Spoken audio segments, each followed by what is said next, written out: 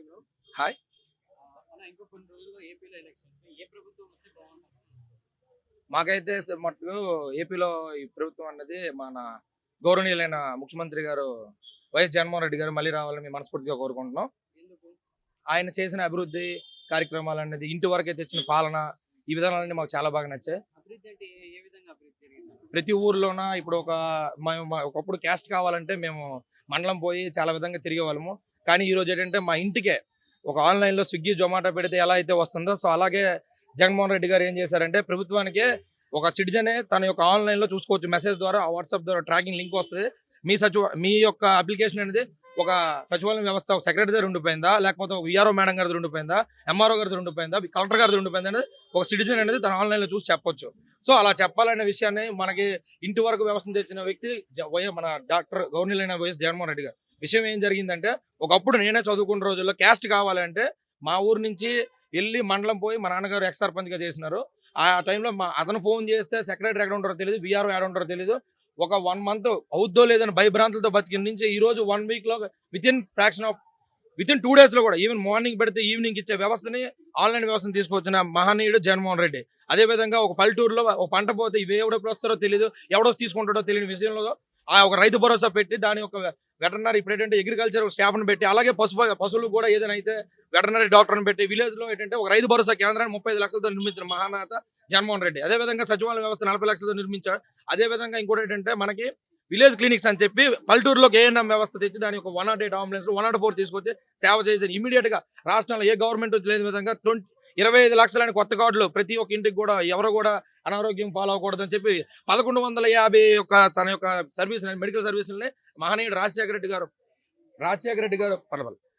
రెడ్డి గారు తెచ్చిన దీన్ని తన యొక్క కళను సాకారం చేస్తూ ప్రతి ఇంట్లో నాయన ఫోటో ఉంది, ఆ పక్కన కూడా నా ఫోటో రేపు పొద్దున ఉండాలనే ఒక దృఢ సంకల్పంతో ఈ రోజు online direct DBT direct beneficiary transfer అని పెట్టి 2,70,000 కోట్లు ట్రాన్స్ఫర్ చేసి ఎక్కడ కూడా అవినీతి తావు లేకుండా ప్రతిదీ ఒక అర్హుడైన ప్రతి ఒక్కడికి కులం చూడకుండా పార్టీ చూడకుండా చేసి అయితే ఆయన మీద అవినీతి కేసులు ఉన్నాయని అంటున్నారు కదా, దానిపైన మీ అభిప్రాయం? ఒక వ్యక్తి ఏంటంటే తిన్ను చెట్టుకే ఏంటంటారు రాళ్ళ దెబ్బలు తగులుతాయి అన్నట్టు. సో ఏంటంటే ఆ పళ్ళ మీద ఏంటంటే ఆ వృక్షం ఉన్నప్పుడు ఏంటంటే ఎంతో మంది తిన్నోళ్ళు ఈ రోజు అనకూడదు కానీ టీడీపీ జనసేన బీజేపీ లాంటి సంయుక్త కూటమిలు కూడా సిపిఎం సిపిఐ లాంటి వాళ్ళు కూడా జగన్మోహన్ రెడ్డి తాలూకా అమౌంట్ బెనిఫిషియరీ తీసి వేశారు. ఒకప్పుడు అతను పెట్టాడు జన్మభూమి కమిటీలని ఓన్లీ టీడీపీలు తప్ప మిగతా కాంగ్రెస్ ప్రభుత్వం కానీ బీజేపీ కానీ దరిదాపులకు వెళ్లకుండా చేసిన వ్యక్తి చంద్రబాబు నాయుడు. అటువంటి మన విషయంలో వచ్చేసరికి ఇక్కడ ఏంటంటే జగన్మోహన్ రెడ్డి కులం చూడడం, మతం చూడడం, పార్టీ చూడడం, రాజకీయాలు చేయము.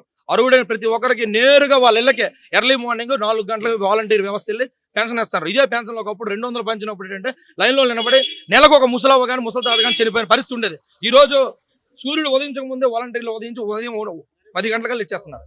చెప్పండి. కులం చూడడం, మతం చూడడం అన్నప్పుడు దళితుల మీద కూడా దాడులు జరిగినాయి అని అంటున్నారు కదా. అంటే గత ప్రభుత్వం కన్నా ఈ ప్రభుత్వంలో దాడులు ఎక్కువ జరిగిన దళితుల మీద అండ్ డోర్ డెలివరీలు చేస్తున్నారు. అట్లాంటి వాళ్ళని సీఎం పక్కన కూర్చోబెట్టుకొని తిప్పుతున్నాడు కదా, మరి దానిపైన మీ అభిప్రాయం ఏంటి? ఒక 5 లక్షల ఎకరాలని అమరావతి కడతామని ఒక గ్రాఫిక్స్ చేసి మొత్తం టీడీపీ ప్రభుత్వం వాళ్ళతో భూములు కొనిపించి కేంద్రం ఏంటంటే ఒక రాజధాని అనేది ఒక ప్రాంతంగా పరిమితం అందరూ తన యొక్క అనుచరులకే ఇచ్చిన చంద్రబాబు నాయుడు కన్నా ఏదైనా సరే మంచి జరిగినప్పుడు మంచి చెడు అందరి నుంచి ఒక వ్యక్తి చూసుకోవడం చాలా కష్టం. కాబట్టి పార్టీలో చిన్న చిన్న తప్పులు ఉండొచ్చు, మేము ఒప్పుకుంటాం దానికి కూడా. ఏ వ్యక్తి కూడా రాముడు అంటూ కూడా సాగలోడు తిప్పడం తిట్టారు, శ్రీకృష్ణ అంటూ కూడా అర్జునుడికి సపోర్ట్ చేశాడని చెప్పి తిట్టిన మన ఏంటంటే భారతం నుంచి మాట్లాడుకోలేదు, మన కలియుగం నుంచే.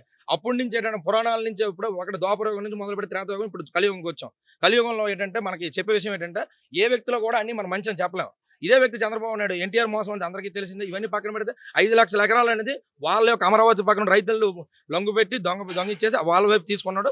సో ఆ విధంగా ఏంటంటే అలా కాదు ప్రభుత్వం. ఇప్పుడు ఈరోజు హైదరాబాద్ ఉంది ఒకటే డెవలప్ అయింది, ఇక్కడ మిగతా అన్ని జిల్లాలు వెనుకబడిన జిల్లాలు ఉన్నాయి. అలాగే అభివృద్ధి ఏ ఒక్క ప్రాంతంకి శాస్త్రం కాకూడదని 3 కేంద్రాలు తెచ్చి అదేంటంటే ఒకప్పుడు పవన్ కళ్యాణ్ జనసేన అధినేత పవన్ కళ్యాణ్ గారు అంటే డైలాగ్ అది ఏంటంటే నీ అడ్డ పెట్టుకున్న విజయవాడ అలా కాదు 3 ప్రాంతాలు రావాలండి. అదే 3 ప్రాంతాలు చెప్తే ఇప్పుడు అదే పవన్ కళ్యాణ్ కారణం. సో రాజకీయాల మీద అవగాహన లేని ఏ నాయకుడైనా మాట్లాడుకోవచ్చు కానీ చిన్న చిన్న తప్పులు ఎక్కడ జరుగుతుంటాయి. దాన్ని మాకు తెలిసిందే.